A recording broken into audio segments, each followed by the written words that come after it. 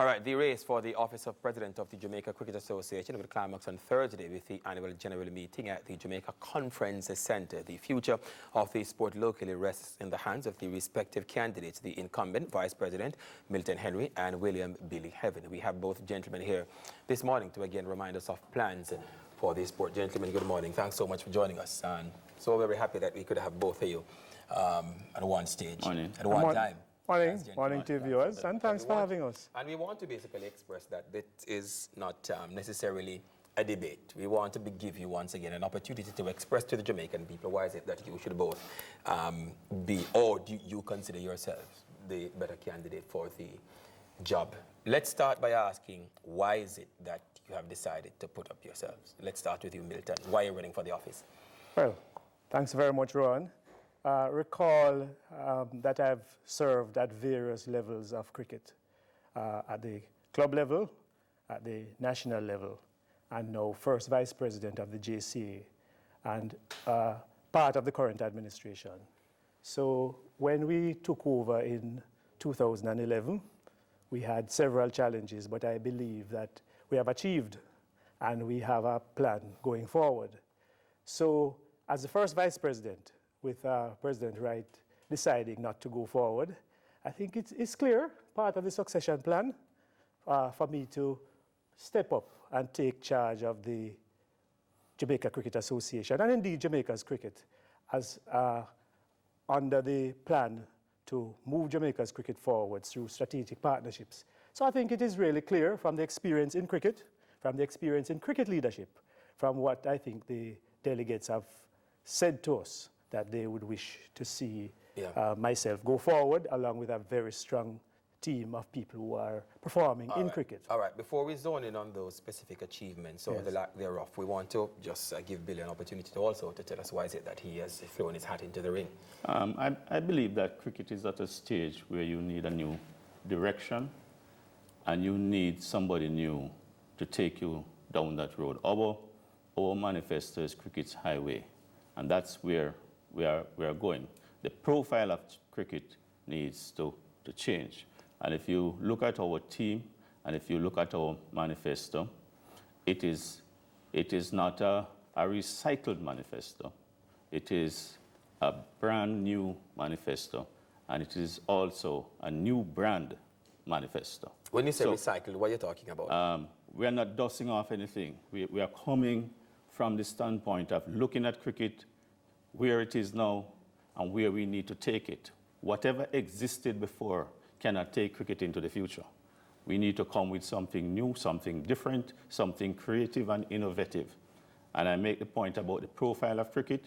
If you are to network, if private sector and sponsors are to pay you any attention, then you need to come that way. There's what I call and keep calling competitive velocity. A lot of sports competing for the same dollar, a lot of sports competing for the same player. Cricket must be that game of choice. So why is Billy Heaven the man to take cricket forward? Why would you consider yourself to be the man? Look at my track record, both in the private sector, in the public sector, in national organizations, in multinational organizations, having represented this country at various conferences and assemblies abroad. If you look at my success in the financial sector and elsewhere, my involvement in different spheres of life in Jamaica, in health, in aviation, in education, then that gives you an idea of the role I can play in leading the charge at the Jamaica Cricket Association. Yes. Milton, how would you sum up the achievements, the life of the administration of which you're a part, Lyndon Wright as president? How would you? You have the naysayers and those who would say that, well, the sport is not heading where it ought to now because we don't have a proper local structure. In fact, we haven't seen Senior Cup in a little bit too, which many will see as an indictment on your administration. How would you, from your position, sum it up? Rowan, permit me to just go back to 2011 when we took over.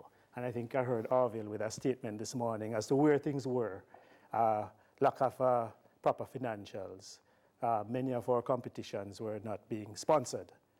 And of course, without a clear plan for cricket going forward. I think during the last 2 years, we have move forward on the financial side, where when we go to the annual general meeting this year, for the first time in the modern JCA, we'll get up-to-date financials to 2012 with a small profit being made. That's number one. Two, we've run all our major competitions. The Senior Cup, as we said, that is a focus for us going forward, but that we see it as why it wasn't on this year was a decision made by the members, because we have to move forward with the membership. So we see that approach to the longer version of the game as part of what we have done. We have raised $64 million in sponsorship, which we have not told enough, I think. We've had challenges, and I think we can speak to those. But overall, I would say we have put JC on a far better footing. And going forward, we have now introduced what are the elements of a strategic plan on the business development of Sabina Park and to take our cricket development forward. So we are confident that we have done good in many areas and that we have a plan and a solid team of experienced persons.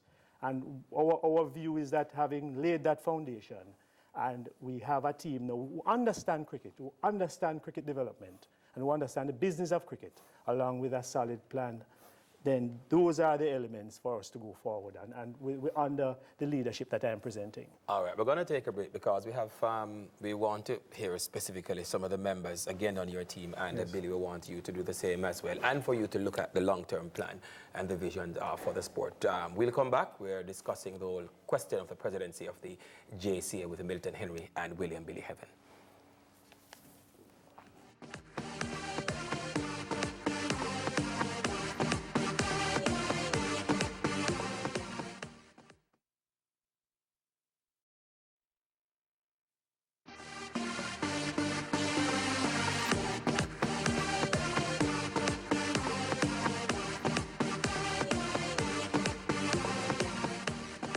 Okay.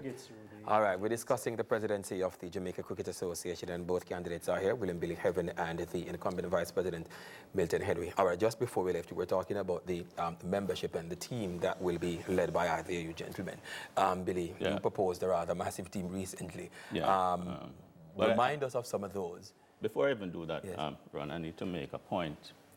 The Finance and Audit Committee of the JCA since 2011 is chaired by none other than Billy Heaven.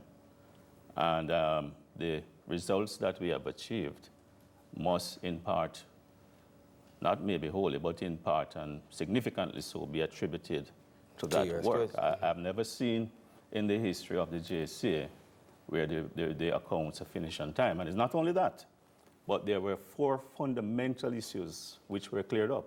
One of them being, when I took over the chairmanship, that the JCA was rendered insolvent. The accounts was qualified. And we argued that that's not a reasonable position, because just being a guarantor of a loan cannot make a company insolvent. That's the first thing. The second thing is that I am not a member of the marketing committee. I was never asked to serve. And in order for me to serve, I have to be asked and to consent. And that was never the case. I just want to get that out of the way. Now to the power team. Would that therefore then, Milton, point to his track record of success then? Would you accede to that? Rowan, I'm glad Billy raised the issue of the financial side of our business, because that committee, that Finance and Audit Committee that he chairs, in the first year, our records show that there was no meeting of that committee. And in fact, no recommendation came to the board from that committee. So for that claim to be made, we think it is not reasonable. And in fact, the work that has been done is significantly due to the work of the Treasury. And even at the start of 2011, that was a commitment we made to our electorates that we would provide that. So for Mr. Evan, anybody else to claim that it is from that, I think that's not reasonable and that's not right. Oh, so let's just lay that on the table. That committee in the first year, our records show it did not have a meeting and no recommendation came to the board. Mm-hmm. I just want to be clear on that. Yeah. My point is So laid on the table, so and do. it stands. Yes. Yeah. So those, when we come to the AGM, we hope our members will seek that clarification. Yes. Yes, because we want the facts to come out on the table. Anyway, And I also should to have been demonstrate, using and also to, my to, team, still, Ron. to say to persons, my team. just to say to our members, when we speak, we must look at the records of service, because as we are seeing here, it is not, none of us are new to cricket. I have shown the experience, but we must examine the performance of persons when they have been given responsibilities, especially when they seek office. All right, speaking of performance, because for some time now the present administration has promised lights at Sabina Park. We are Yes. still to get that. What is the issue with that? And I think that as a part of the whole question of collective responsibility, you have to bear some of the load where that is concerned too. Yes. Talk to us about the lights, and you have now actually proposed lights for Trelawney as well. Will we, under your administration, see lights at Sabina Park, and why is it that there's none now? I've said it before, and I will say it. We have now in place a letter of intent signed with a local provider who has an international connection to provide lights for Sabina Park. We are going through the part of the process now to deal with the financials. No, we can't speak to in detail because we have an agreement not to. But where we are, we believe we are on track to actually meet the deadline for CPL. And bear in mind, the lights issue is just one issue of an overall plan for a business plan for Sabina Park Holdings, for Sabina Park, which we have done through Sabina Holdings, which includes several elements for the improvement of the park, for it to be a tourist venue, for a center of excellence to be established, that are in the business plan itself. Yeah. So let's say that is where we stand. And we are confident. Hold on, Yeah. because you have actually promised, or the administration promised Yes, lights. yes. We are not seeing it. Why should things be different under your administration then? And why should we believe that the promise that you have put forward? We have heard will be- about lights for about 4 or 5 times now, that lights coming to Sabina Park. As you know, the mandate is not officially ours as yet, so we have to be mindful of that. But in the meantime, we have initiated discussions, not only locally, but elsewhere outside of Jamaica. And we are well on our way in those discussions, and as soon as tomorrow comes and go, we will be aggressively pursuing lights at Sabina Park. To make a promise over and over and over, there's no confidence. You can't have any confidence in that. But I go back, though, to the point of, if an organization is not successful and it is blamed on the CEO or the head, right? The research will show you, and case studies will show you, that if there's a good second in command, that organization is likely to do well. The Jamaica Cricket Association has not done well over the last 2 or so years, and that cannot be contested. It is a fact. And therefore, you need to see something new and different in order to take Jamaica's cricket forward.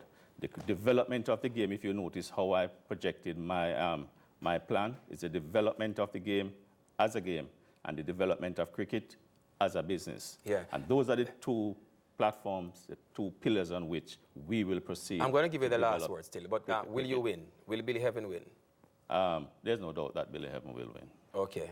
I'm going to give you the last word. Yes, well, just to say that we believe that the JCA has had several successes over the current administration. We haven't told it as well, and that's part of what we're looking at going forward. We're focusing on 4 critical areas: human capital development, the business, public relations, of course, the development of venue centers of excellence, and of course, our clubs and parishes. And our canvas has really shown, as we've taken the message out there, that the delegates in the majority have said to us, we like your plans, we like your team, because we believe it is you have to come in and serve the game and understand it. And that's what our team has done going forward. Yeah, we can't really go through the teams. I'm afraid we are all out of time. Will Milton win? Oh, we believe so. All right, there we go. So we have both winners. Gentlemen, good. Well, you're both winners this morning. Will you work together? You'll only have one. We serve the game. Yeah. We serve the game. Milton Henry. That's been my life and career. Milton Henry, the incumbent Vice President of the JCA, and William Billy Heaven, presidential candidate. Gentlemen, thanks so very much. And the best of luck. Thanks for having me. Tomorrow. Thank you. All right, much more to come on our show this morning. Combating HIV and discrimination within the workplace. We're going to be talking about that. Also, Sharon Williams, painting tips for the Christmas season. How to spend wisely this Christmas. So that's the focus of our Consumer Watch feature. Also, a performance by singer and songwriter Stephanie Wallace. But up next is the freedom of the press coming under fire. That is going to be our topic this morning on It's a Man's World with special guest, Secretary of the Press Association of Jamaica, the lovely Celia Morgan. It's a man's world this morning. Muzzling the press. That's what you're trying to do. Won't work. That's straight ahead. But the news is next.